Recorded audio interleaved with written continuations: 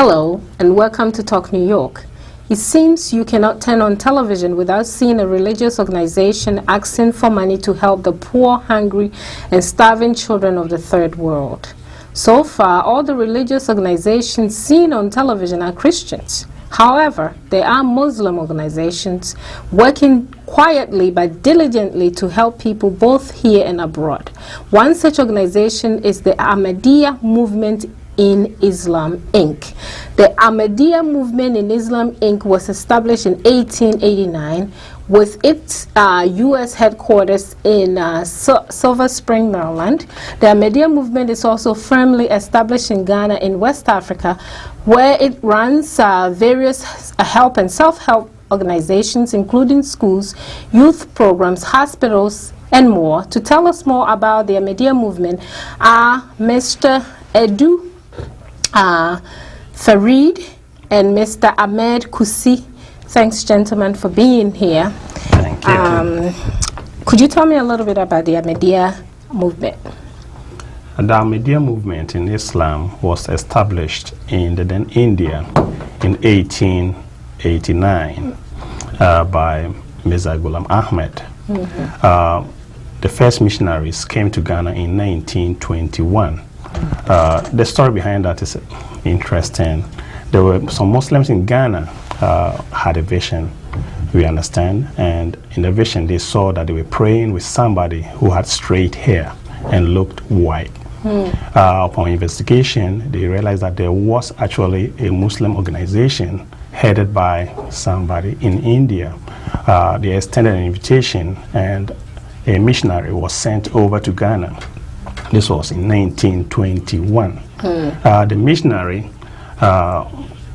Yaa, established the first foothold in Ghana at Salt Pond in the central region of Ghana. Okay. And so, I mean, you are both from Ghana, right? So yes. You know that Ghana is predominantly Christian country. How is the Ahmadiyya movement doing over there, you think, in your own assessment?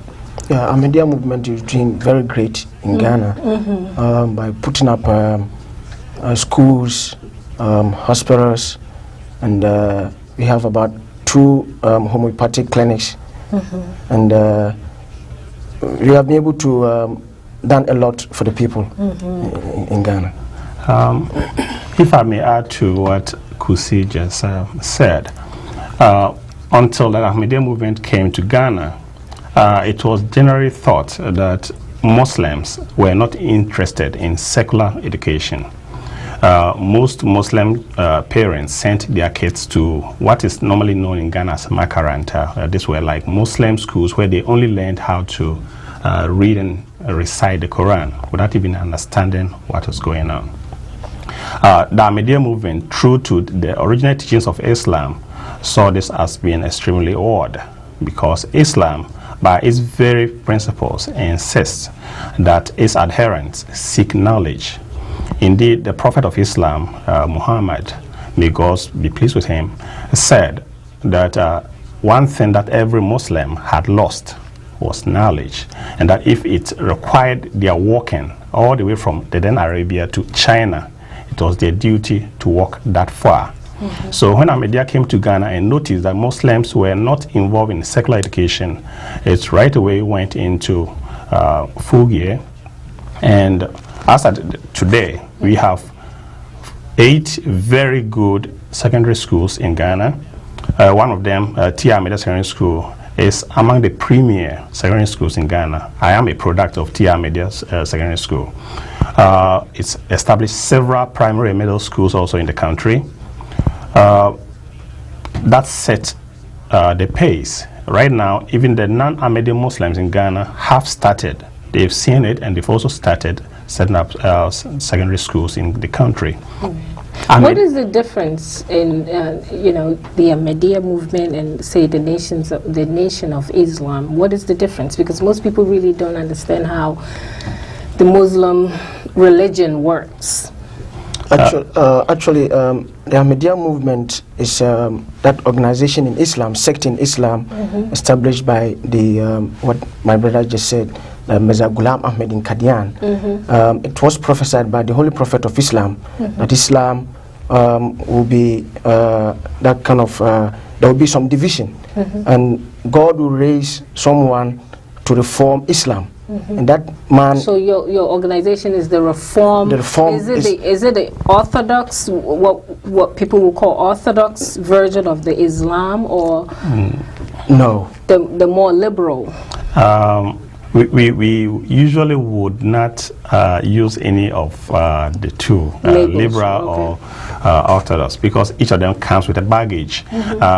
Ahmadis is actually not very different from the distinction between Christians and Jews. Both Christians and Jews believe in the Old Testament. They believe there's a believe in one God, and we they believe just have a problem with Jesus Christ. Exactly. That's the problem. They believe in the Old Testament, but for us Christians believe that the prophecies in the Old Testament that said that Christ was going to come has in fact been fulfilled in the coming of Jesus Christ.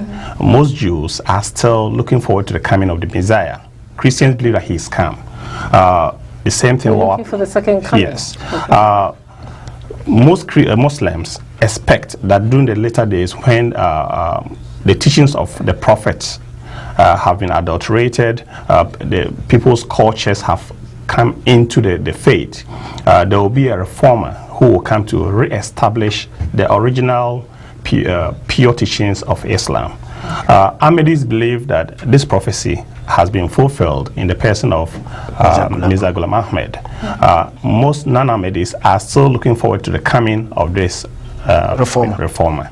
That is about the basic distinction. But we all believe in the Prophet of Islam, Muhammad. We all believe in the Bible, just like Christians and Jews believe in the Old Testament, and they all believe in the same God. Okay. Let's talk a little bit about the whole project going on in Ghana. Tell me a little bit of what is really happening with the movement in Ghana and how you are recruiting more members and stuff like that, because I mean, growing up, we thought all Muslims came from the north. Exactly. But obviously you are not from the north. Okay, so tell me a little bit about how it's working. It is true that even today, when you say that I am a Muslim, for those who are non-Ghanaians, it will be a little bit strange to them to think that right away there's going to be a mindset that thinks that you have to be coming from the northern part of Ghana, which used to be underdeveloped and used to be associated with a lot of things that were not Western. So as soon as you say you are a Muslim, that became the tag that more or less you got. It has some kind of a stigma. Yes. Ahmadiyya gradually but systematically is shedding this general stigma because of what is done by combining. We believe that Islam, for example, is not just pure worship of God. It's not just the spiritual development of man alone, but it's the totality. You have to develop man as a total being. So it takes care of your spiritual needs and also takes care of your material needs. So if you look to Ahmadiyya in Ghana, for example, we've been involved in a lot of different sectors of the national development, where the government has been unable, for example, to provide health care in the hinterland, the rural areas, the districts, the areas far away from the regional centers. Ahmadiyya fills the void. To date, we have 8 hospitals. In some districts, these are the only Where are they in Ghana? This hospital. I know that's one in Kumasi, right? Is that no? No, you don't have. We have only the homeopathic clinic in Kumasi. In Kumasi, and you have a school in Kumasi. Yeah, yes. secondary school. Actually, apart from the school in Kumasi, Ahmadiyya tries to avoid concentrating the healthcare facilities in the areas already served by the government. They actually try to fill in the void because everybody wants to go to the areas where all the amenities are available. You have light, pipe-borne water, and other things like that. Ahmadiyya goes to areas which are usually lacking in some of these amenities. So we have hospitals in Asokore, in Ashanti region, Kukufu in Ashanti region. We have some in Techima in the Brahaf region. We have some in Akrofrom so in Adansi district. These are all comparatively underdeveloped. Okay. By Ghanaian standards, these are not areas that are very developed. Okay. It doesn't also end there. There is a project, for example, which Ghana Ahmadiyya mission embarked upon, which won the praise of the government. When our spiritual head paid a visit to Ghana and went all the way to the north to Was, Salaga and other areas, he saw the savannah area and said, how come Ghana is not growing wheat? It is possible to grow wheat in Ghana. All the experts in Ghana then said, no, it's not possible. So they sent 3 Ghanaians to an institution in Pakistan. These were not Muslims. These Ghanaians who were sent, that's also an interesting aspect of Ahmadiyya. They do not necessarily restrict help to Muslims or Ahmadis. They extend it to whoever is needy and can use it. Really. So they use these 3 people. These people were sent, they went and did a PhD. Research, and they are back and growing they wheat. came back and actually planted wheat in Ghana. One of my tapes, I don't know whether you have the time to show that aspect, but there's actually a few wheat plants fully grained, yes, which were planted in the northern region. Now people are engaged in it full time. Hopefully in future Ghana will not have to import flour from the US. We should be able to grow our own wheat and then get our own flour. Wow. These are some of the things that we do in the country. You will see a lot of the government has a very good relationship with Ahmadiyya because it's not, Ahmadiyya is not just spiritual. Because of its secular nature, the government sees as a partner in development. How did you get involved in this? I was born on Ahmadi. Oh, you were born one, so your parents, are. That is interesting. Where are you from in Ghana? I'm from Dakon. Okay. Close to what region is that? It's Ashanti region. It's Ashanti region. Yeah. Okay, so you are part of the unusual group, so-called unusual group. How did you feel being a Muslim in a Christian country, so to speak? I feel great because over here I'm able to practice my religion without any hindrance. Okay. And, over there, were you?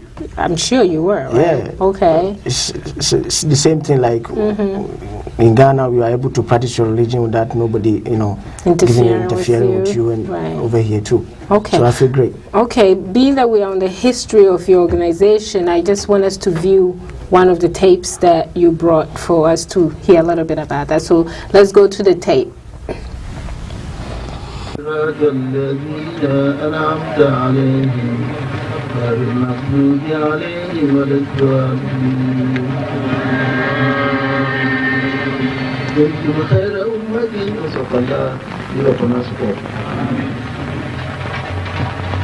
Some 4 years ago,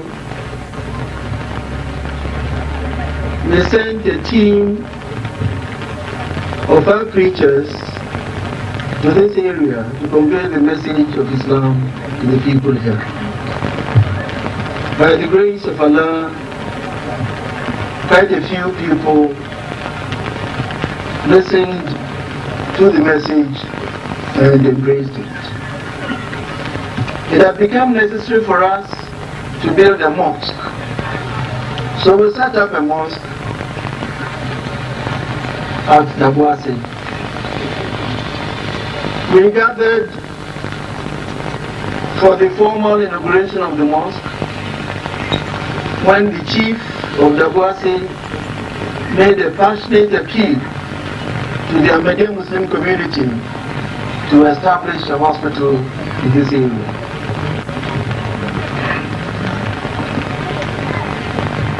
At the time, our doctor in charge of a hospital at Swedro came, inspected the area and made a report together with his recommendation that they felt the Ahmadiyya Muslim community should seriously consider establishing a medical center here.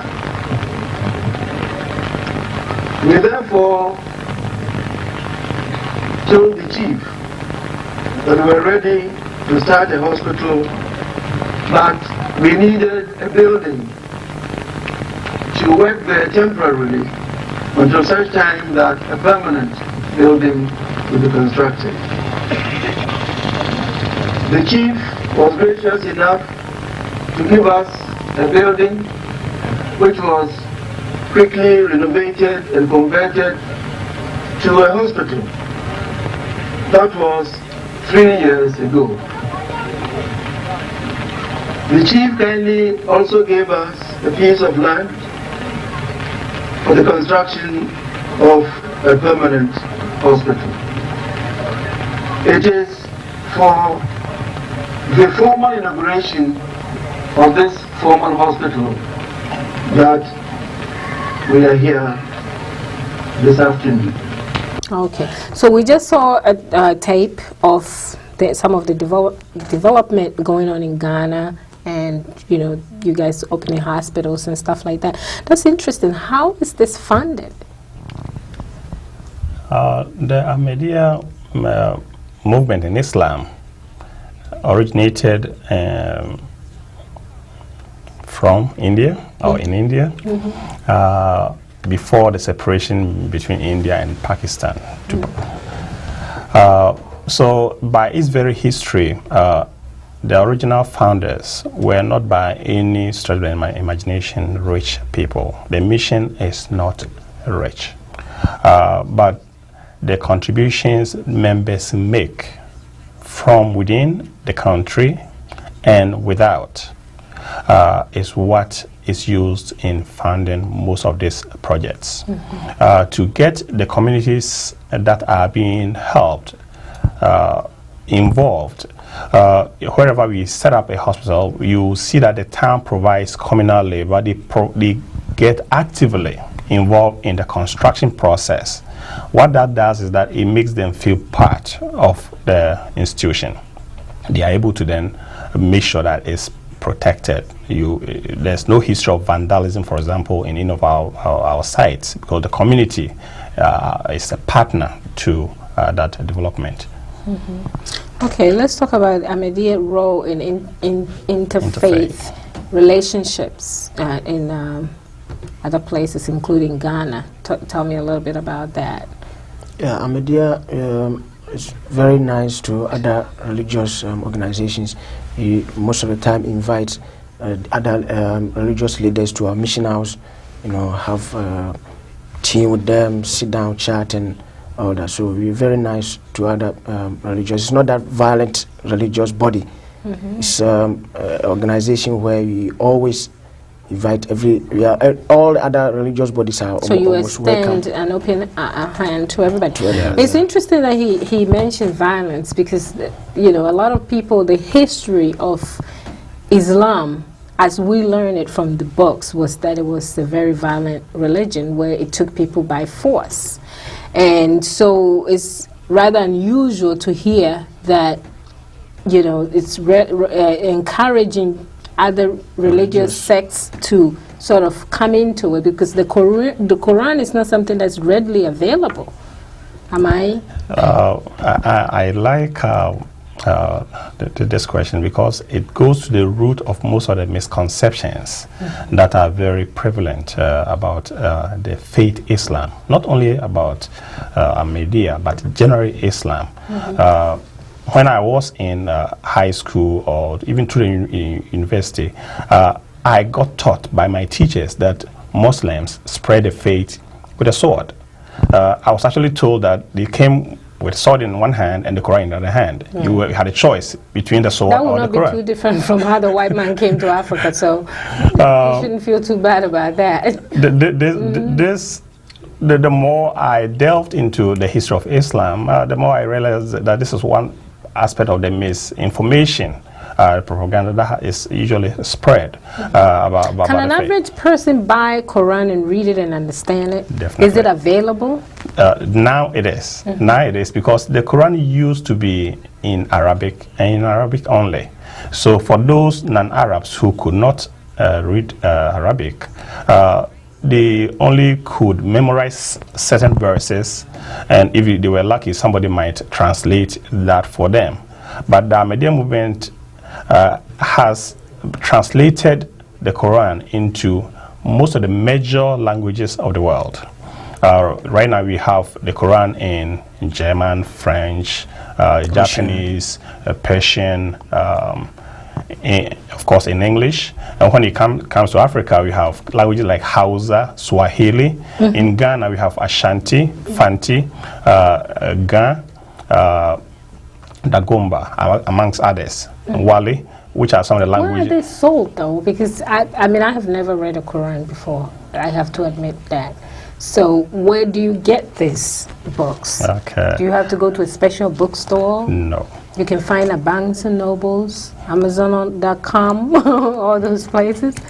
It should be possible to get the Quran from Barnes and Nobles, but for those in New York who are interested, they can always contact the Ahmadiyya Muslim Mission. The number will be on the screen. Yes, the number will be provided, and you can always not only get the Quran, but you can get the Hadith, which is the sayings and practice of the Holy Prophet, commentary, and you will get people willing to explain things to you if you have any questions. The Quran now is readily available for those who seek it.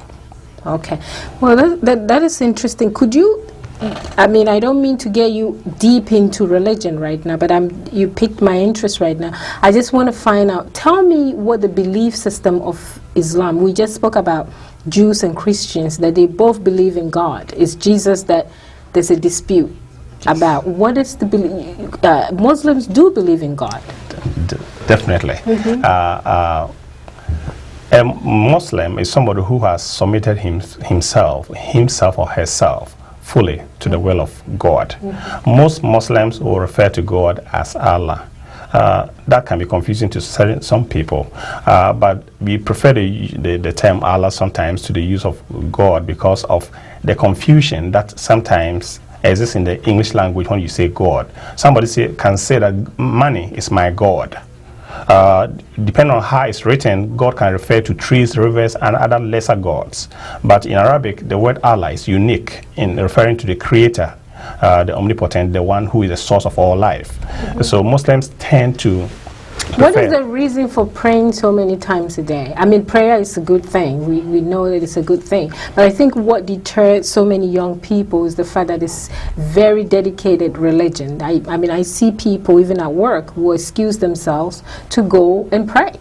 What do you find that I think it's something in the Quran. God instructed us to pray in that way, which the Holy Prophet of Islam did. So it's a practice we are following the Prophet of Islam. And it has become part of you, so it's not like a real problem when you have to do it. To say that is easy will not be entirely accurate. Okay. Because but it's once you accept that when you go into any faith, you go in there understanding that you are going to be at the command of your Creator. So that if your Creator says that within a day you pray 5 times, then especially if you are somebody who is disciplined, after a while it becomes second nature. It's difficult, there's no doubt about it, especially if you are in a culture like the US where you have your 9-to-5 job and you have to find time within that time period to go and pray. It's not easy. But the time, when you look at it, a Muslim prayer does not take more than 10 minutes. The prayer itself is quite short. But by spacing it during the day, it keeps you constantly aware that you are a creation of the Almighty, and it reminds you constantly to be on your cues, not to transgress. Okay. What is, I think you mentioned about the biggest misconception about the Muslim religion. What do you think the challenge is in trying to convert people, especially your fellow Ghanaians? What do you think the selling point is? What are they missing? I think what the Ahmadiyya movement is all about is that we have accepted the reformer of the age, the second coming of like other, Christians are waiting for Jesus. We Ahmadis have accepted that the reformer of the age has come, and we have accepted him, and we are. Is it Muhammad? It's not Muhammad. It's not Muhammad. No, okay. It's not Muhammad. Okay, I always thought Muhammad was Muhammad. He is the sole head of leader of Islam. He Right. brought Islam, and he said Islam will be divided. After some time, this reformer will appear, and he will bring about all other religious bodies together. So we Ahmadis have accepted this leader, and we are always about telling people that the reformer has come, the reformer we are waiting for, he has appeared, so we have to come and accept him. What do you think the challenge is? For most Christians, there is information. Most people, either because of lack of opportunity or the kind of schooling that they had, have some serious misconceptions about Islam. So I think the biggest challenge is to be able to get people to understand that Muslims, especially when you know our 6 articles of faith, which include one that we believe there is one and only one God. This is not very different from most faiths. We believe in the existence of angels. We believe in all prophets of God. We believe in all revealed books of God. So a good Muslim is supposed to believe not only in the Quran, but the Bible as well. Okay. If they understand this history, Okay. then the bridging the gap is very easy. It's very easy. On that note, I would like to thank you very much for being here. I think I've learned something, and I hope people have learned something out. That the number will be on the screen, and we have a few minutes, so we're going to go out with the history of how the Ahmadiyya movement came to Ghana and all that. So we're going to see a little footage from the videotape. Thank you very much for watching. This is Yaa Okoampa-Ahoofe. La ilaha illallah. This section of the exhibition covers the holy founder of the Ahmadiyya Muslim community and his successors. You have here the picture of Hazrat Mirza Ghulam Ahmed Qadiani, the promised Messiah and the Mahdi alayhi salatu wasalam, the Imam of the age. He was the founder of the Ahmadiyya Muslim community. After he died in 1908, he was succeeded by the first successor, Hazrat Al-Hajj Maulvi Nuruddin. The title was Khalifatul Masih the first, or the first successor of the promised Messiah.